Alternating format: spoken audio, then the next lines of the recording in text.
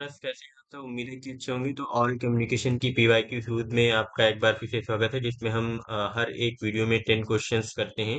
अभी तक हम अराउंड 220 क्वेश्चंस कर चुके हैं कम्युनिकेशन के। और इसके अलावा हमारी जो 4 यूनिट्स और हैं यूजीसी नेट की, जो मैथमेटिकल रीजनिंग है, टीचिंग एप्टीट्यूड और रिसर्च एप्टीट्यूड, इसके अलावा साथ साथ ये जो कम्युनिकेशन वाली चल रही है, तो हमारी ये 4 यूनिट्स हैं जिसके प्रीवियस ईयर क्वेश्चन हम कर रहे हैं। 2004 से लेकर के 2020 सिक्स तक जितने भी क्वेश्चन आए हैं वो सारे के सारे इन यूनिट्स के क्वेश्चंस को हम कवर करेंगे। अभी तक 2004 से लेकर के 2018 तक के क्वेश्चंस को हम कवर कर चुके हैं। तो धीरे धीरे हम 2019 वाले अभी कर रहे हैं, और धीरे धीरे हम कोशिश करेंगे कि जितने भी क्वेश्चंस हमारे 2026 तक के आए हैं वो सारे के सारे कवर कर दें। तो हमारे साथ बने रहें, और हम आपके लिए क्वेश्चंस लेकर के आते रहेंगे। तो देखते हैं हमारा जो पहला क्वेश्चन है आज का वो क्या है।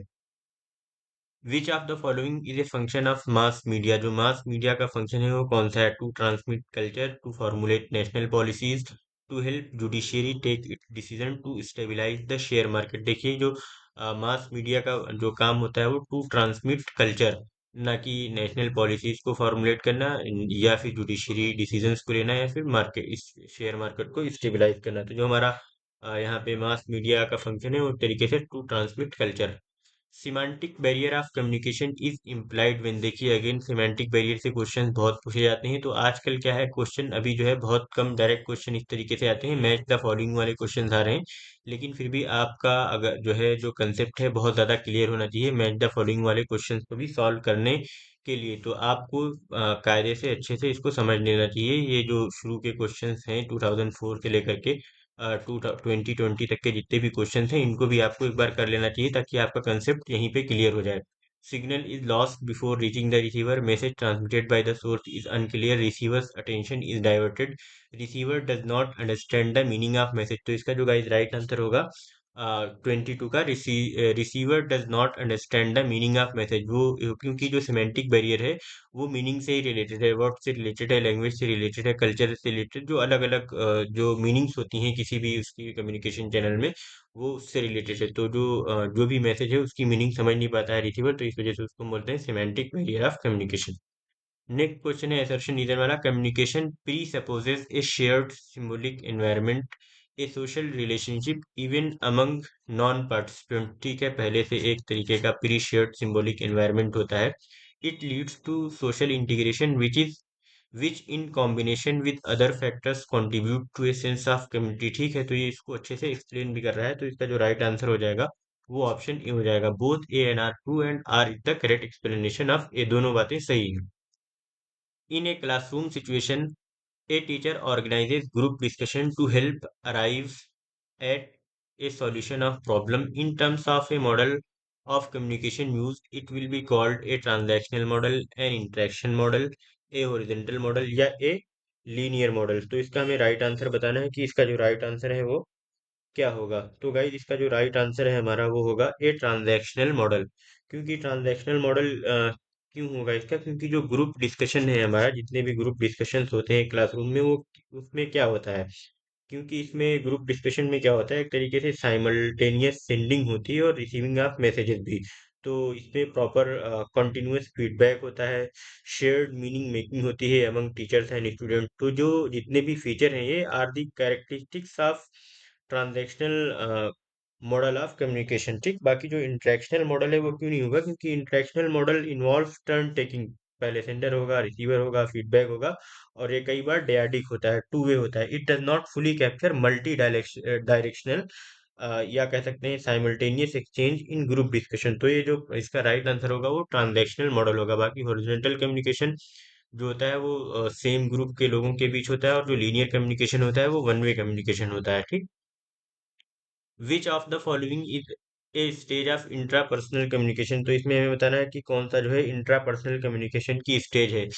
Phatic stage, no intimate stage, no personal stage, no. जो ये ट्रांसीडेंटल कम्युनिकेशन होता है उसको हम बोलते हैं इंट्रापर्सनल कम्युनिकेशन की एक स्टेज की। इंसान जो है इसमें अपने आप से ही खुद से बात करता है, तो उसको हम बोलते हैं ट्रांसेंडेंटल कम्युनिकेशन या इंट्रापर्सनल कम्युनिकेशन। और जो इंटरपर्सनल कम्युनिकेशन होता है वो दो या दो से ज्यादा लोगों के बीच होता है, कम से कम दो पार्टीज होती हैं उनके बीच जो होता है वो इंटरपर्सनल कम्युनिकेशन होता है। और एक सिंगल पर्सन होता है आदमी, ये मिरर में खुद को देख के बातें कर रहा होता है, खुद से बातें कर रहा होता है इसमें, तो उसको हम बोलते हैं इंट्रापर्सनल कम्युनिकेशन। एक तरह से मान लीजिए मिरर है, या वैसे भी अगर अकेले बैठ के बातें कर रहा है।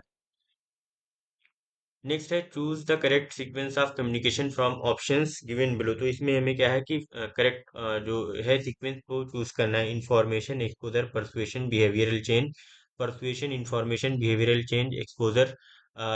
Exposure, information, persuasion, behavioural change. Behavioural change, information, persuasion, exposure. देखिए तो सबसे पहले बिहेवियरल चेंज तो है वो लास्ट में आना चाहिए, तो ये ऑप्शन भी आप ऐसे ही रिमूव कर दीजिए और ऑप्शन डी भी रिमूव कर दीजिए। तो अब आपने देखना है ऑप्शन ए और ई में की, ऑप्शन ए और सी में की कौन सा ऑप्शन इसका करेक्ट होगा। तो देखिए जो एक्सपोजर होता है इसको आपको थोड़ा सा समझने की जरूरत है, क्योंकि ये हायरार्की ऑफ इफेक्ट्स है एक तरीके से, कि जो कम्युनिकेशन के जो इफेक्ट्स, कम्युनिकेशन इफेक्ट के जो मॉडल्स हैं वो क्या होते हैं। तो जो देखिए जो एक्सपोजर है वो सबसे पहले आएगा, क्योंकि जो ऑडियंस है is first expose to a message, वो जैसे कि वो देखेगी, हेयरिंग करेगी या रीडिंग करेगी, तो सबसे पहले वो एक्सपोजर आएगा कि जो ऑडियंस होगी वो सबसे पहले वो एक्सपोजर से मिलेगी। ठीक, तो सबसे पहले तो एक्सपोजर आ जाएगा, तो ऑप्शन सी आपका सही हो जाएगा। एक्सपोजर के बाद क्या आएगा, इंफॉर्मेशन आएगी। एक्सपोजर जो है leads to awareness and understanding of the message content. फिर देन उसके बाद परसुएशन आएगा, कि इंफॉर्मेशन देन इन्फ्लुएंसेस एटीट्यूड्स या कह लीजिए बिलीव्स और ओपिनियंस को, जो भी है ठीक है, तो उसको परसुएट करेगी, आगे बढ़ाएगी।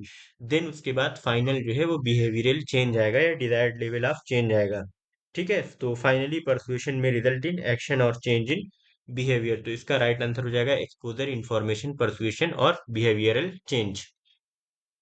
Today's media society equation is largely mystical, morally bound, consumer conscious या ट्रेडिशन सेंट्रिक। तो जो आज की मीडिया है वो एक तरीके से कंज्यूमर कॉन्शियस है।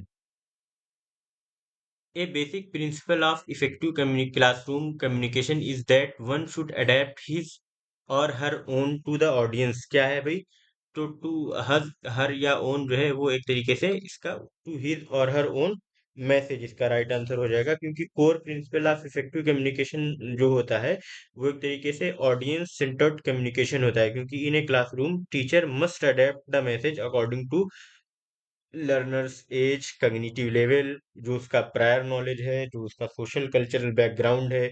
और इसमें बहुत सारी चीज़ें इंक्लूड होती हैं, जैसे कि वो लैंग्वेज को एडजस्ट करे, एग्जाम्पल्स को एडजस्ट करे, अपने एक्सेंट को एडजस्ट करे, कॉम्प्लेक्सिटी को एडजस्ट करे, ठीक है, पेस और स्ट्रक्चर ऑफ कंटेंट को एडजस्ट करे। क्योंकि जो एक्सेंट है इट में affect clarity but is not the central adaptable element. ठीक, और बाकी जो एक्सपीरियंस है तो एक तरीके से ये फिजिकल अपीयरेंस है जो कि इरेलीवेंट है कम्युनिकेशन की इफेक्टिवनेस में। और मैनरिज्म है, ये डिलीवरी स्टाइल मैटर करता है, but what is communicated is message. Message जो है वो ज्यादा प्राइमरी है। ठीक, तो इसका राइट आंसर हो जाएगा मैसेज। नेक्स्ट क्वेश्चन है the dance of the honey bee conveying to other bees where nectar will be found is an example of. क्या होगा, मास कम्युनिकेशन या फिर ग्रुप कम्युनिकेशन या इंट्रापर्सनल कम्युनिकेशन या इंटरपर्सनल कम्युनिकेशन। तो जो हमारा ग्रुप कम्युनिकेशन है वो इसका राइट आंसर होगा, दैट इज ऑप्शन बी। क्यों होगा, क्योंकि जो हनी बी होती है या कह लीजिए हनी बी डांस जो होता है इसको हम वैगल डांस भी कई बार बोलते हैं। तो इट कम्युनिक जो हनी बी डांस है एक तरीके से इट कम्युनिकेट्स इंफॉर्मेशन अबाउट, क्या किसके बारे में, डायरेक्शंस के बारे में या डिस्टेंस के बारे में, और quality of nectar to many bees in the hive at the same time. ये इसमें कौन कौन सी चीजें इन्वॉल्व होती हैं ये भी समझ लीजिए। एक तरीके से वन सेंडर होता है जिसको हम फोरेजर भी बोलते हैं, एक सेंडर होता है जिसको हम फोरेजर भी बोलते हैं। ठीक, फोरेजर भी एक तरीके से ये सिंगल सेंडर होता है। ठीक, फिर उसके बाद मल्टीपल रिसीवर्स होते हैं, कई सारे रिसीवर्स होते हैं जिसको हम बोलते हैं वर्कर बीज। वर्कर बीज, ठीक, फिर ये तो पहले ये फ्रेजर बीज, वर्कर बीज जो सेंडर होता है, ये बहुत सारे मेनी रिसीवर्स होते हैं। और फिर उसके बाद एक तरीके से with in A defined group hive बोलते हैं, हाइव जो बोलते हैं, जो हाइव है, मैं क्लियर लिख दे रहा हूँ ताकि आपको समझ में आ जाए। ये पहले क्या होता है, एक वन सेंडर रहता है, और एक मेनी रिसीवर होते हैं,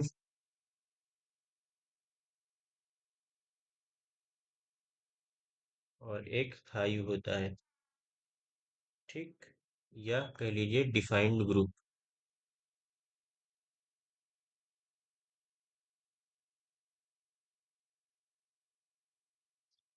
इसको हम फ्रेजर भी बोलते हैं। या फिर कह लीजिए इसको हम एक और अभी क्या बताया था, निकल गया दिमाग से, वर्कर बीज। ठीक, ये होगा वर्कर बीज। तो जो हनी बीज होती हैं, बहुत सारी मधुमक्खियां आपस में जब उड़ रही होती हैं, तो एक बीज होती है, वन सेंडर होती है, और बहुत सारे उसमें रिसीवर्स होते हैं जिसको हम वर्कर बीज बोलते हैं, और एक हाई होता है, ग्रुप डिफाइंड ग्रुप होता है।